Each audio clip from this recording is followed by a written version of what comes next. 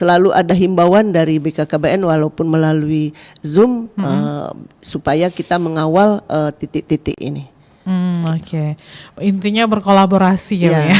Jadi kalau berkolaborasi itu jalannya enak ya, Bu. Iya, sahabat dekat kita memang Dinas Kesehatan, Dinas BKKBN dan juga Dinas PPPA yang tadi mengawal, juga kita ikut terjun di dalam kegiatan-kegiatan ataupun kasus-kasus yang ada kekerasan tadi. Satu lagi sama dekatnya, Bu. Sekarang RRI juga. Iya, alhamdulillah.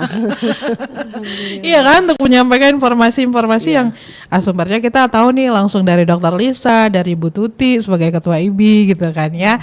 Nah, Dokter, kalau misalkan setiap bidan ini diberi kewenangan begitu ya, untuk beradaptasi lah begitu ya dengan beberapa kebijakan terkait dengan kesehatan ibu dan anak ya. Kayaknya kalau di zaman saat ini tuh apa yang paling mendesak gitu? Paling mendesak selain kesejahteraan ya Bu Tuti ya, tadi sudah disampaikan teman-teman yang terjadi di lapangan mungkin yang selalu dihadapi. Mungkin yang paling penting tadi itu peningkatan kompetensinya. Kompetensinya. Jadi kita harapkan seluruh bidan tadi itu sudah upgrade. Sudah upgrade mengenai ilmu pengetahuan maupun keahlian atau keterampilan terbaru gitu ya. Sehingga mereka mampu dan juga siap ya untuk menerima tantangan gitu kan. Jadi bidan ini kan karena tadi garda terdepan, namun juga tetap bermitra dengan tenaga kesehatan lainnya. Jadi untuk salah satunya ya untuk pelaksanaan pelayanan antenatal care atau pemeriksaan kehamilan itu kan bidan harus bermitra dengan dokter. Karena di dalam pemeriksaan kehamilan tersebut itu ada pemeriksaan yang harus dilakukan oleh dokter gitu. Dan dokter juga yang akan membantu mengambil keputusan nih nanti untuk persalinannya harus atau pemeriksaan kehamilan selanjutnya nanti boleh nggak nih di fasilitas kesehatan puskesmas atau harus ke rumah sakit seperti itu. Kemudian untuk persalinannya nanti harus kemana gitu. Nah ini yang harus juga ditingkatkan ya, kolaborasi dengan mitra tenaga kesehatan lainnya maupun peningkatan kapasitas dari bidan itu sendiri ya, supaya mereka juga selalu upgrade dengan informasi yang ada, karena ini kebijakan-kebijakan yang ada ini juga sifatnya dinamis, jadi selalu ada pembaruan. Gitu, contohnya aja nih Bu Tuti ya, untuk pemeriksaan kehamilan ini kan tadinya 4 kali. Ya, sekarang jadi 8 kali ya. Jadi 6 kali, 6 kali dulu baru jadi sekarang 8 kali. Begitu juga standarnya. Tadinya 10 T, sekarang 12 T, nanti mau jadi 14 T. Nah, jadi kalau dia nggak upgrade ilmunya, nggak tahu nih. Jadi kan pelayanan yang dia berikan jadinya tidak sesuai dengan standar. Mungkin menurut dia udah sesuai, tapi ternyata dia nggak upgrade ilmunya, sekarang udah nambah gitu. Yang harusnya tadinya dia cuma 6 kali, sekarang misalkan udah 8 kali. Yang tadinya cuma 10 T, sekarang udah 12 T. Kalau dia nggak upgrade, dia nggak tahu gitu kan. Jadi ini yang memang perlu ditingkatkan oleh seluruh bidan, walaupun udah senior, udah pengalaman banyak, tetap harus upgrade ilmu gitu ya. Baik medianya apa saja, tadi udah banyak sekali kan di organisasi profesi seperti yang Bu Tuti sampaikan, itu bisa seminar, bisa ikut secara mandiri. Kalau di fasilitas kesehatan itu bisa dilakukan sendiri oleh puskesmasnya, bermitra dengan organisasi profesi, atau bisa juga diselenggarakan dinas kesehatan kabupaten kota maupun provinsi. Jadi kami juga sangat memprioritaskan ya untuk peningkatan kapasitas dari tenaga kesehatan tadi, supaya seluruh tenaga kesehatan itu bisa memberikan layanan sesuai standar, itu target kita, dan menjangkau seluruh sasaran yang ada. Jadi tidak pilih-pilih nih, semua sasaran itu harus dilayani dengan seluruh fasilitas yang tersedia. Jadi nggak cuma di puskesmas, bisa di klinik, bisa di TPMB, tadi kan bisa di rumah sakit dan sebagainya. Jadi harus semuanya bermitra dan mengikuti standar layanan yang ada seperti itu. Oke, baiklah. Nah, saya juga akan bacakan ini pertanyaan yang masuk di 0821 7927 9090 dari Kak Rizky yang ada di Skip ya. Bu Tuti, kalau dari Ibu sendiri mendata juga nggak sih untuk alumni-alumni bidan yang mungkin saat ini kerjanya tidak sesuai dengan profesi bidan itu sendiri ya. Nah, karena ini banyak yang terjadi ya. Adik saya saja contohnya ini kerjanya dia tidak melanjutkan profesinya sebagai bidan, malah menjadi administrasi di kantor lain begitu ya. Nah, apa tindakan Ikatan Bidan di Sumsel sendiri selanjutnya? Oke, silakan Bu Tuti. Baik, Aduh. Ya, santai saja Bu, relax. Ya, batuk ini, maaf ya, lagi batuk ya. Nah, maaf ya, betul sekali itu. Banyak bidan-bidan kita di luar itu. Tapi harapan kita dari Ikatan Bidan Indonesia, walaupun bekerja di tempat lain, silakan dulu masuk ke kepengurusan Ikatan Bidan di Ranting. Jadi dari di Ranting nanti bisa ada masukan-masukan ya. Jadi ada informasi-informasi. Tapi kalau sudah tidak masuk anggota IBI dari mulai Ranting, cabang dan provinsi sampai ke pusat ya.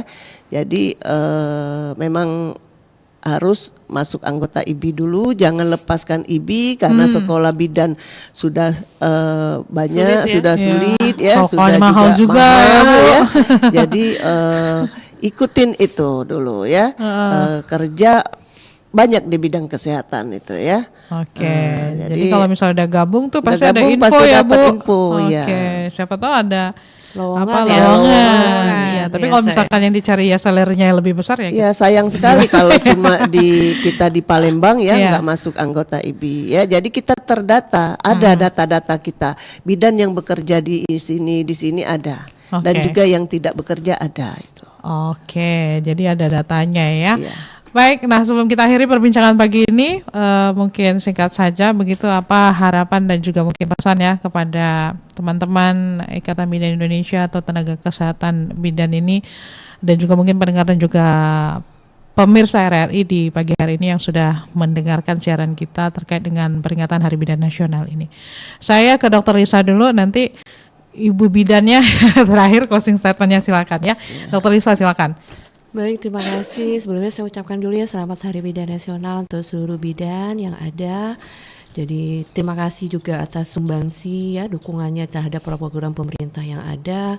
Dan kami berharap bahwa tenaga kesehatan bidan ini tetap memiliki motivasi yang tinggi ya untuk meningkatkan kapasitasnya, kemudian juga meningkatkan layanannya agar bisa memberikan layanan sesuai standar, kemudian bekerja sama dengan pemerintah dan tenaga kesehatan lainnya untuk bermitra dan memberikan layanan yang optimal kepada seluruh sasaran yang ada di wilayah kerjanya. Dan kami juga sangat mengharapkan memang ya bidan-bidan ini jangan putus asa ya. Jangan putus asa karena beban kerjanya cukup banyak gitu ya. Bidan ini kalau di daerah itu dilibatkan di semua program. Iya. Jadi semuanya ikut terlibat, ikut membantu seluruh kegiatan yang ada di daerah tersebut. Jadi luar biasa sekali ya sumbangsinya. Jadi jangan sampai lelah gitu ya. Karena memang tugas kita sebagai tenaga kesehatan ini sangat besar dan juga mungkin akan memberikan dampak yang sangat besar juga bagi masyarakat bila kita lakukannya dengan hati nurani yang tulus ya, kemudian juga sudah memberikan layanan sesuai dengan standar yang diberikan. Dan kami harapkan ini untuk bidan-bidan tetap mengupgrade tadi ya, dan juga bersosialisasi ya kepada seluruh lembaga yang ada di masyarakatnya ya, supaya bisa mengembangkan informasi menjangkau seluruh sasaran. Mungkin masih ada ibu yang mungkin belum datang ke fasilitas kita, belum mendapatkan layanan, dengan memiliki jejaring yang luas tadi kan, sehingga dikenal dan juga bisa memberikan istilahnya itu garansi bahwa saya bisa memberikan gitu kan layanan yang berkualitas, bisa menjamin bahwa masyarakat yang datang ke fasilitas kesehatan saya itu akan mendapatkan kepuasan dari layanan yang saya berikan. Seperti itu kurang lebih. Terima kasih. Oke, Bu Tuti silakan. Baik, dari IBI saya mengucapkan terima kasih yang sebesar-besarnya kepada Dinas Kesehatan, karena Dinas Kesehatan adalah wadah kita untuk terjun ke lapangan, dan IBI-IBI yang lainnya panutan kita Dinas Kesehatan, dan juga OPD-OPD yang terkait, BKKBN, PPPA, organisasi-organisasi kesehatan lainnya. Semoga IBI terus menjadi wadah yang menyatukan langkah para bidan untuk terus belajar meningkatkan kompetensi dan juga menjaga mutu pelayanan kesehatan masyarakat. yang lebih baik lagi. Karena di tema kita HUT IBI kita ke-75 ini adalah dunia membutuhkan lebih dari 1 juta bidan. Bidan Indonesia memperkuat kepemimpinan dalam pelayanan kebidanan yang berbasis hak dan juga berpusat pada perempuan dan anak pada setiap mengawal generasi emas 2045. Oke, itu saja? Ya. Baiklah kalau begitu. Baik, mudah-mudahan apa yang telah disampaikan hari ini itu bisa benar-benar menambah wawasan atau pengetahuan dan kesadaran kita semua ya akan pentingnya peran bidan, dukungan keluarga apalagi itu ya, serta kolaborasi berbagai pihak untuk mewujudkan masyarakat yang sehat dan berkualitas. Terima kasih banyak kedua narasumber, Ketua Pengurus Daerah Ikatan Bidan Indonesia Provinsi Sumatera Selatan Ibu Hajatuti Rusdiana SKM MKes. Terima kasih Bu Tuti, sehat selalu. Dr. Lisa Marniati MKM, Kasih Kesehatan Keluarga dan Gizi Masyarakat Dinas Kesehatan Provinsi Sumatera Selatan. Dokter, terima kasih banyak juga. Sama-sama Mbak Tata. Sehat selalu juga. Selamat melanjutkan aktivitas kembali. Sekali lagi selamat hari ulang tahun ya untuk seluruh bidan yang ada di Indonesia, khususnya di wilayah Provinsi Sumatera Selatan. Tepat di tanggal 24 Juni diperingati setiap tahunnya. Selamat pagi. Assalamualaikum warahmatullahi wabarakatuh. Waalaikumsalam warahmatullahi wabarakatuh. Pendengar, terima kasih juga untuk Anda yang sudah bergabung bersama kami baik via telepon, WhatsApp maupun aplikasi RRI Digital dan juga live chat kami di akun YouTube RRI Pro 1 Palembang. Demikian Dialog Palembang menyapa pagi hari ini. Selanjutnya kami masih akan terus ya menemani Anda. Sesaat lagi akan ada Halo RRI. Tetaplah bersama kami di Pro 1 Palembang, kanal informasi dan inspirasi. Palembang menyapa.